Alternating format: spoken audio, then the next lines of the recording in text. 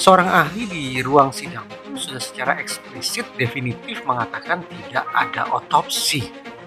Dengan demikian, kalau kita mau konsekuen dengan pendekatan saintifik, kita tidak punya alasan untuk mengatakan bahwa mendiang Mirna meninggal karena A, karena B, karena C, karena D. Konkretnya kita tidak punya alasan yang kuat, tidak punya data yang memadai untuk menyimpulkan bahwa mendiang Mirna itu misalnya meninggal akibat pembunuhan kah, akibat bunuh diri kah, akibat faktor alami kah, akibat kecelakaan kah. Tidak ada alasan.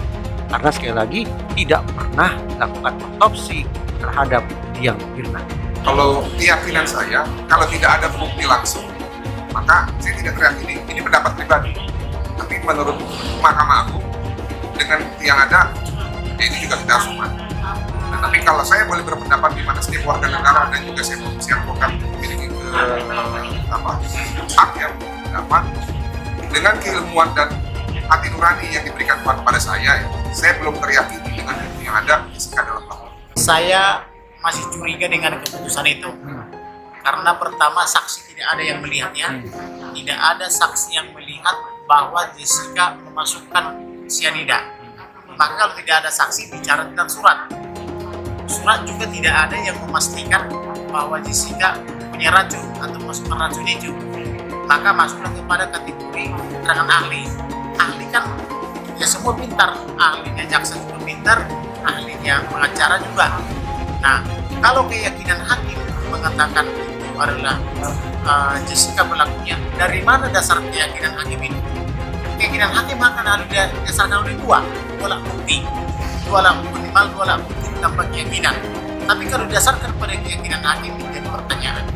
Nah, yang menjadi pertanyaan saya, tidak ada yang melihat bahwa Jessica memasukkan racun atau cyanida ke minumnya. Ternyata ini alasan Reza Indragiri yakin Jessica bukan pembunuh Mirna. Ahli psikologi forensik Reza Indragiri Amril meyakini bahwa Jessica Wongso bukan pembunuh Wayan Mirna Salihin. Bukan tanpa alasan. Menurut Reza, penetapan Jessica sebagai pelakunya tidak sesuai dengan logika pembunuhan dengan menggunakan racun. Logika penggunaan racun menurut saya tidak masuk akal dalam kasus ini. Berdasarkan ilmu yang telah dipelajarinya, Reza yakin penggunaan racun dalam kasus kematian Mirna sengaja dipilih pelaku agar mudah mencari alibi. Dengan menggunakan racun, si pelaku bisa saja menuduh pihak lainnya, termasuk Jessica, sebagai pelakunya. Karena saya berkeyakinan berdasarkan sekian banyak studi tentang saja bahwa orang yang menggunakan instrumen racun, bukan celurit, bukan badik dan sejenisnya adalah karena racun yang memudahkan bagi dia untuk membangun alibi, katanya. Menurut Reza, dengan memakai racun pelaku lebih mudah untuk melarikan diri, bahkan tidak terekam oleh kamera pengawas. Jadi misalnya setelah dibubuhkan racun itu ke minuman atau makanan, inilah yang memungkinkan si pelaku untuk melarikan diri dari TKP, sehingga dia tidak dilihat oleh saksi, tidak terekam oleh CCTV, dia tidak menyaksikan momen mau yang dialami oleh target. Oleh karena itu menurut Reza tidak masuk akal jika Jessica pelakunya, terlebih saat kejadian Jessica ada di sana.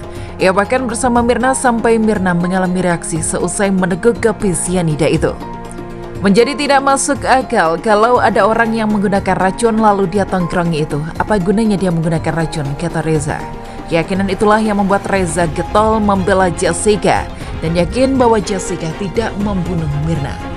Namun hal itu pula yang membuat ia sempat mendapat teror dari beberapa pihak, termasuk telepon dari seorang yang memintanya berhenti bicara soal kasus yang terjadi pada 2016 itu. Lantas ada pihak tertentu, dia punya pangkat, dia punya jabatan, menduduki jabatan penting di salah satu lembaga negara, lalu dia mengontak saya, kata Reza. Ceritanya panjang, tetapi dengan nada yang arogan, dengan kosakata yang menurut saya rendahan. Dia mengatakan, udah stop bicaranya, untuk apa ngomong-ngomong lagi? Gak ada benernya itu, nanti saya tunjukin aja lanjutnya.